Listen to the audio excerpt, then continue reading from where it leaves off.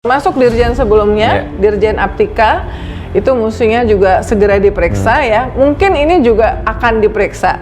Karena biasanya kan polisi itu kan mengumpulkan informasi dari yang memang ketangkap tangan dengan barang bukti segala macam yang bertanggung jawab dan melakukan ya, operator yang melakukan take down atau dalam kasus ini tidak melakukan take down ya, malah membiarkan. Nah, ini yang diharapkan oleh masyarakat untuk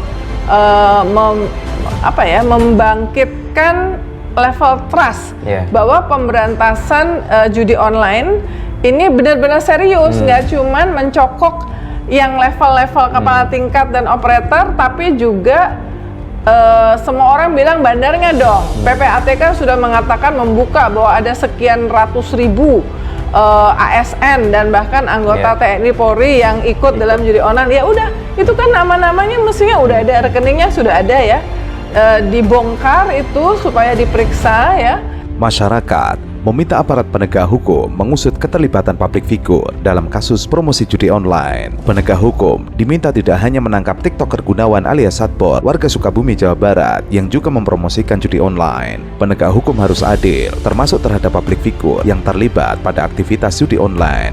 Banyak artis, influencer, selebgram yang kemarin diperiksa tapi kasusnya tidak jelas. Penegak hukum harus transparan dalam pengusutan kasus judi online dan menerapkan prinsip berkeadilan. Usut dan tidak juga publik figur yang ikut mempromosikan dan terlibat pada aktivitas judi online. Jangan hanya keras ke masyarakat kecil seperti Satpor. Tindakan Satpor mempromosikan judi online merupakan suatu kesalahan besar. Namun, aparat penegak hukum juga harus adil untuk menindak tegas para publik figur yang terlibat. Jangan sampai hukum tajam ke bawah tapi tumpul ke atas. Masyarakat juga sudah gerak dan berteriak meminta hukum bisa adil bagi semua masyarakat. Dan kemudian pihak bandar-bandarnya juga termasuk yang di luar negeri, karena Pak Prabowo, Presiden Prabowo kan pernah mengatakan bahwa untuk anti korupsi kalau perlu dia akan mengirimkan tim khusus untuk mengejar mereka bahkan sampai ke Antartika. Ya kan, artinya harusnya kalau cuma ke Kamboja aja kecil dong. Ya kan, ini Antartika lebih jauh daripada Kamboja ya, yang katanya disebut-sebut menjadi salah satu tempat si bandar-bandar ini. Nah, ini yang diharapkan dari masyarakat. Jadi DPR sebaiknya memanggil Pak Budi Ari ya untuk menjelaskan soal ini. Konteksnya tentu adalah Komisi Hukum ya, meskipun sekarang Pak Budi Ari ini kan Menteri Koperasi.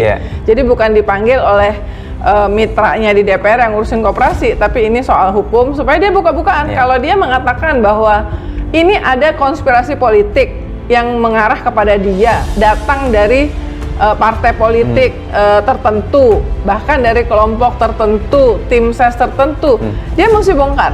Kalau dia yakin, dia mesti bongkar, karena kalau tidak, sulit untuk membendung kecurigaan masyarakat bahwa nggak mungkin nih menterinya nggak tahu. Meskipun ketika kepada saya di telepon dia mengatakan, emangnya kalau menteri ada masalah, emang presiden yang disalahin?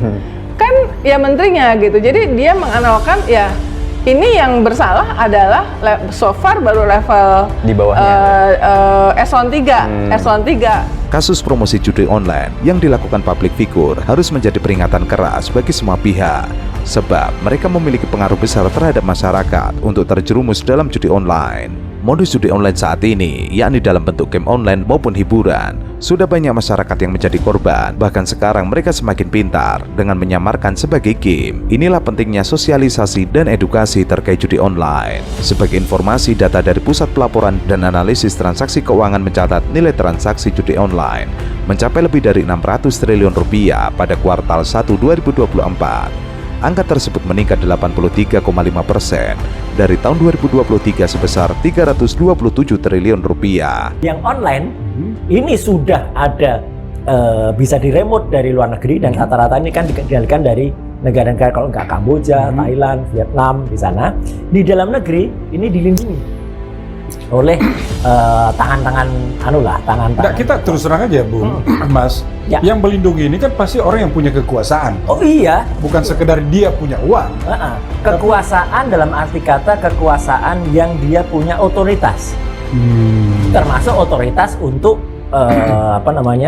untuk dia menindak. tapi ternyata dia oknum yang kemudian melindungi. Mas kan, masalah itu kan tentu kita tidak asing ya, pemirsa Forum Itu tentu tidak asing dengan istilah konsorsium 303. Oke. Ya, perjudian. Nah itulah yang juga terjadi. Dan itu barusan terjadi pada kantor yang barusan ya tugas kita dulu waktu di Komisi 1. Yeah. Yang kemudian berganti nama. Yang dulunya Kominfo, sekarang jadi Komdigi. Nah, Judi online juga meningkatkan kemiskinan pada masyarakat Indonesia. Berdasarkan data dari Badan Pusat Statistik, angka kemiskinan di Indonesia pada Maret 2023 sebesar 9,36% atau 25,9 juta penduduk. Masalah judi online sudah sangat mengkhawatirkan dan mengancam kehidupan bangsa. Pemberantasan judi online harus dilakukan dengan maksimal dan penindakan tegas tidak boleh pandang bulu. Dan negara sudah memberi fasilitas alat namanya ICE machine, ya. ICE machine yang itu miliaran, 250 miliar harganya. Itu bisa melakukan proses namanya scroller. Nah, untuk mencari-cari. Nah, repotnya ini Mas. Nah, ini lucunya, repotnya atau kurang ajarnya atau sialnya. Alat ini ternyata bisa diintervensi oleh manusia. Caranya? Caranya gini, alat ini akan mengeluarkan, ya namanya alat kan pinter tapi juga bodoh. Ya, karena dibuat manusia. Ya iya kan. Artinya dia akan keluar, oh ini loh situs-situs yang melakukan judul atau judi online. Ternyata ini tidak langsung bisa dieksekusi gitu aja. Harus diseleksi oleh manusia. Nah, selektornya ini, orang yang menyeleksi ini. Kalau tidak berintegritas. Nah, itulah yang terjadi sekarang.